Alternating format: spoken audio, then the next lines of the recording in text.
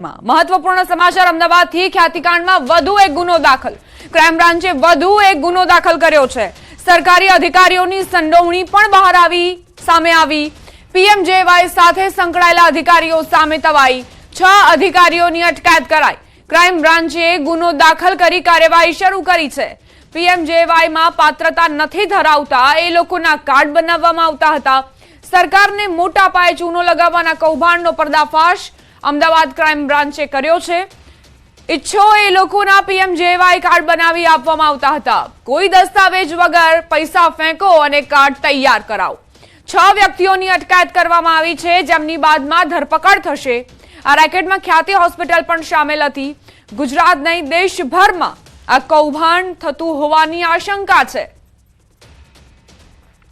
સંવાદદાતા નવીન જોડાઈ ગયા છે વધુ જાણકારી સાથે। નવીન, ખ્યાતિકાંડમાં વધુ એક ગુનો દાખલ થયો છે, શું વધુ વિગતો?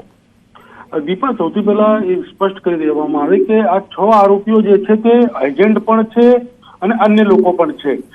તમામ લોકો જે છે તે આ પીએમવાય જે યોજના છે તે હેઠળ લોકોને નકલી કાર્ડ બનાવી આપતા હતા। એટલે કે જે વ્યક્તિ મતલબ કે કેપેબિલિટી નથી, તેના આમાં નથી આવતી યોજનામાં, તેમ છતાં બધું નકલી કરીને અને તેને કાર્ડ બનાવી આપવામાં આવતું હતું, જેના કારણે તેમને ફાયદો મળી શકે। એટલે દેશના જે ભારત સરકારના જે પૈસા છે તેનું કૌભાંડ, તેને ક્ષેત્રનું કૌભાંડ જે છે તે કરવામાં આવતું હતું, અને જેની અંદર ખ્યાતિ હોસ્પિટલ પણ સામેલ હતી।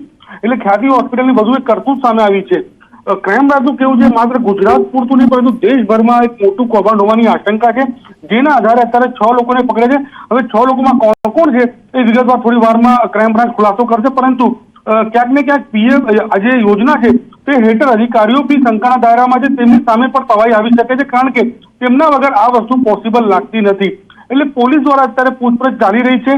6 લોકોને પકડી પાડવામાં આવ્યા છે અને એક મોટું કૌભાંડનું પર્દાફાશ જે છે તે ક્રાઇમ બ્રાન્ચ દ્વારા કરવામાં આવ્યું છે। દીપા, નવીન, અહીં સવાલ એ પણ થાય છે કે જે ડોક્ટર્સ ખ્યાતિકાંડમાં સામેલ હતા તેમની સાંઠગાંઠ આ અધિકારીઓ સાથે હતી કે પછી આ અધિકારીઓ અન્ય તમામ જિલ્લાઓમાં અમદાવાદ સિવાયના ત્યાં પણ આ જ રીતે કૌભાંડ આચરીને અને સરકારી તિજોરીને નુકસાન પહોંચાડતા હતા? દીપા, સરકારી તિજોરીને માત્ર ગુજરાત નહીં પરંતુ દેશભરમાં નુકસાન પહોંચાડી રહ્યા હોય એ પ્રકારની આશંકા ક્રાઇમ બ્રાન્ચ વ્યક્ત કરી રહી છે। હવે આ જે 6 લોકો છે એમાંથી એજન્ટ પણ હોવાની વાત સામે આવી રહી છે, સાથોસાથ અન્ય લોકો પણ સામેલ છે, કારણ કે કોઈ બી યોજના હેઠળ જ્યાં સુધી ઉપરના અધિકારીઓ સિગ્નેચર સહી ના કરે ત્યાં સુધી આ કાર્ડ બનતું નથી। એટલે કે કોણ કોણ સામેલ છે, કોણ કેટલા રૂપિયા લેતું હતું, એ તમામ માહિતી તરત ચાલી રહી છે। 6 લોકોની પૂછપરછ ચાલી રહી છે અને આ 6 માં કોણ કોણ છે, કયા અધિકારી છે, આમાં કોણ કોની સંડોવણી છે, એ તમામ ખુલાસો થોડી વારમાં કરવામાં આવશે, પરંતુ 6 લોકોને પકડી પાડવામાં આવ્યા છે અને આ કૌભાંડ માત્ર રાજ્યવ્યાપી નહીં દેશવ્યાપી હોવાની વાત સામે આવી રહી છે। એટલે કહી શકાય કે આ જે આરોપીઓ પકડાયા છે તેના તાર જે છે અન્ય રાજ્યો સુધી જોડાયેલા હોઈ શકે છે અને અન્ય રાજ્યોના લોકોને પણ આ લોકો કાર્ડ બનાવીને આપતા હોય એ પ્રકારની હાલ આશંકા વ્યક્ત કરવામાં આવી રહી છે। આભાર નવીન, જાણકારી આપવા માટે। આરોગ્ય મંત્રી ઋષિકેશ પટેલનું મોટું નિવેદન। રાઇઝિંગ ગુજરાતમાં ઋષિકેશ પટેલે નિવેદન આપ્યું। પીએમજેવાયના ક્લેમ માટે એક સિસ્ટમ તૈયાર કરાઈ। નિષ્ણાંતો સાથે ચર્ચા બાદ એસઓપી તૈયાર કરાઈ। આગામી 2 થી 3 દિવસમાં જાહેરાત થશે। લોકોને સારી આરોગ્ય સેવા મળે તે ઉદ્દેશ્યથી આ એસઓપી તૈયાર કરાઈ છે। એમની સાથે ચર્ચા કર્યા પછી ક્યાં કયા સુધારા કરવા જેવા છે એ આખું કર્યું, ફાઇન ટ્યુનિંગ થઈ રહ્યું છે અને કદાચ 1, 2 કે 3 દિવસની અંદર એને તમામ ગુજરાતના લોકોને માહિતી મળે અને ખાસ કરી અને જે ડોક્ટરી આલમની અંદર જે પીએમજેવાય એમ્પેનલ્ડ થયેલી આપણી જેટલી પણ સંસ્થાઓ છે એ ડોક્ટરો સહિત એના પ્રોટોકોલ નક્કી કરી અને સ્ટાન્ડર્ડ ઓપરેટિવ પ્રોસિજર આપણે તૈયાર કરી છે અને એ જ પ્રમાણે ક્લેમ જાય, એ જે આપણું પીએમજેવાય ક્લેમ આપણને મળે અને એ મંજૂર થઈને જાય એ રીતની વ્યવસ્થાઓ આપણે કરી છે। આગળ વાત કડકડતી ઠંડીની।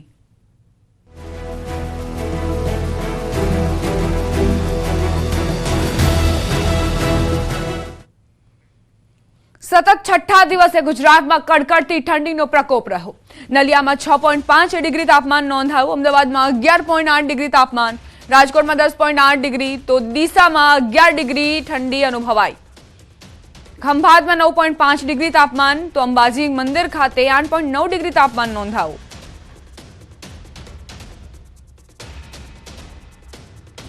કાતિલ ઠંડીમાં આખું ગુજરાત ઠૂંઠવાયું છે। આગામી સમયમાં હજુ પણ વધુ ઠંડી વરસશે, તે માટે તૈયાર રહેવું પડશે।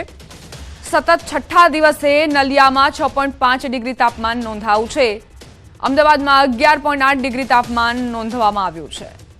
તો આ સ્થિતિ अलग अलग विस्तारों बात करिए तो लोग तापणानो सहारो लईने कड़कड़ती ठंडी राहत मेळववाना प्रयत्नो करी रह्या छे। ठंडी अंगे हवामान विभागनी आगाही, सौराष्ट्रमां ठंडीनो चमकारो रही शके। तापमान वधवा छतां पवन रहता ठंडीनो अनुभव थई रह्यो होवानुं अनुमान हवामान विभागे जणाव्युं।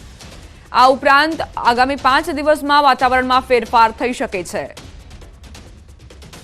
मौसम शुष्क रहेगा अगले 7 दिन तक, और जो लघुत्तम तापमान है इसमें ज़्यादातर परिवर्तन नहीं होने का पूर्वानुमान दिया गया है। और इसमें जो सबसे कम तापमान रिकॉर्ड हुआ है नलिया में है, जो गुजरात रीजन में 7.8 डिग्री सेंटीग्रेड रिकॉर्ड हुआ है। और अहमदाबाद में जो लघुत्तम तापमान रिकॉर्ड हुआ है वो 14 डिग्री सेंटीग्रेड है। राजस्थान में कड़कड़ती ठंडी थी अनेक शहरों में जाम्यो बरफ। आबू पण थीजी गयुं। पहाड़ी विस्तारों में हिमवर्षाना कारणे देशना उत्तरीय राज्यों में शियाळो तीव्र बनी रह्यो छे। आखुं भारत थरथर ध्रुजी रह्युं छे। एमां पण एमपी, अयोध्या, कानपुर, आबू में ठंडीए 13 वर्षनो रेकॉर्ड तोड्यो छे। राजस्थानना मोटाभागना शहरों में तापमान -, डिग्री में पहोंची जता घरथी लई मैदान सुधी चारे बाजू बरफनी चादर पथराई गई छे। शेखावतीना फतेहपुर, सीकर सहितना शहरों में पारो शून्य अथवा माइनस में गगड़ी जता लोको रिसना ध्रुजी गया है। माउंट आबू में पण जम्मू काश्मीर जेवी ठंडी पड़ी रही है। आबू में પાંદડા पर बरफ जामी गयो है। माउंट आबू में कातिल ठंडीए लोकोने ठूठवी नाख्या। तापमान फरी 2 डिग्री गगड़ता लोको तापणानो सहारो लेता नजरे पड्या। माउंट आबू में घणा स्थळोए बरफ जामी गयो है। मैदानी विस्तारों में पण बरफनी चादर जोवा मळी। आ तरफ ठंडीनी मजा माटे मोटी संख्या में लोको आबू तरफ उमटी पड्या छे। प्रवासीओने माउंट आबू में हाल हिमाचल और काश्मीर जेवा वातावरणनो अनुभव थई रह्यो छे। होटलों पर अने रस्ता पर प्रवासीओ बरफ साथे आनंद माणी रह्या छे। राजस्थानना झुंझुनूमां छेल्ला 4 दिवसथी ठंडीनुं जोर यथावत छे। सतत ठंडो पवन फूंकाता ठंडीमां वधारो थयो छे। हवामान विभागे 19 डिसेम्बर सुधी कोल्ड वेवनी आगाही करी छे। सतत शीत लहरना कारणे लोको ठंडीथी बचवा माटे तापणानो सहारो लई रह्या छे। जरूरी कामकाज वगर लोको घરની બહાર નીકળવાનું टाળી રહ્યા છે। समाचार भावनगरथी ત્રાપજ નજીક ભયાનક અકસ્માતની ઘટના। ખાનગી બસ અને ટ્રક વચ્ચે અકસ્માતમાં 6 ના મોત નિપજ્યા। હાઈવે પર બંધ પડેલા ડમ્પરની પાછળ ખાનગી બસ ઘૂસી 10 કરતા વધુ લોકોને ઈજા પહોંચતા સારવાર માટે હોસ્પિટલ ખસેડવામાં આવ્યા। ઈજાગ્રસ્તોને તળાજા અને ભાવનગરમાં સારવાર માટે ખસેડાયા। મોતનો આંકડો વધવાની શક્યતાઓ। ખાનગી ટ્રાવેલ્સ બસનો એક બાજુનો અડધો ભાગનો કચ્ચર ઘાણ વળી ગયો। एपल ट्रावेल्सनी बस सूरतथी રાજુલા જઈ રહી હતી। વહેલી સવારે ત્રાપજ બાયપાસ પર બસ ડમ્પર પાછળ ઘૂસી જતા 6 ના મોત નિપજ્યા છે। સંવાદદાતા નિતિન જોડાઈ ગયા છે વધુ જાણકારી સાથે। નિતિન, કઈ રીતે આ અકસ્માતની ઘટના બની? जी ચોક્કસ વાત કરીએ તો સોમનાથ નેશનલ હાઈવે પર જે ત્રાપજ ગામ છે તેની નજીક આ અકસ્માત થયો છે। ખાનગી બસનું એક હાઈવે ઉપર પડેલો બંધ ડમ્પરની સાથે ધડાકેભેર અથડાઈ જતા બસનો જે અડધો ભાગ છે તે આખો ચીરાઈ ગયો હતો અને 6 લોકોના ઘટના સ્થળ પર કમકમાટી ભર્યા મોત નિપજ્યા હતા, જ્યારે 15 થી વધુ લોકો છે તે ઈજાગ્રસ્ત થયા હતા। સામાન્ય ઈજાગ્રસ્તોને નજીકના જે રેફલ હોસ્પિટલો છે તળાજા સહિતના ત્યાં ખસેડવામાં આવ્યા હતા અને બાકીના જે અન્ય ગંભીર લોકો છે જે ઈજાગ્રસ્ત થયા તેઓને ભાવનગરની સરકારી હોસ્પિટલ ખાતે સારવારથી ખસેડવામાં આવ્યા છે। ચોક્કસ કહી શકાય કે ઘટના દુર્ઘટના એટલી ગંભીર હોવાને લઈ અને હજુ પણ આ ઘાયલોમાંથી કોઈ વ્યક્તિનું ડેથ થઈ શકે તો મૃત્યુનો આંકડો છે તે વધવાની શક્યતા પૂરેપૂરી છે। આભાર નિતિન, જાણકારી આપવા માટે।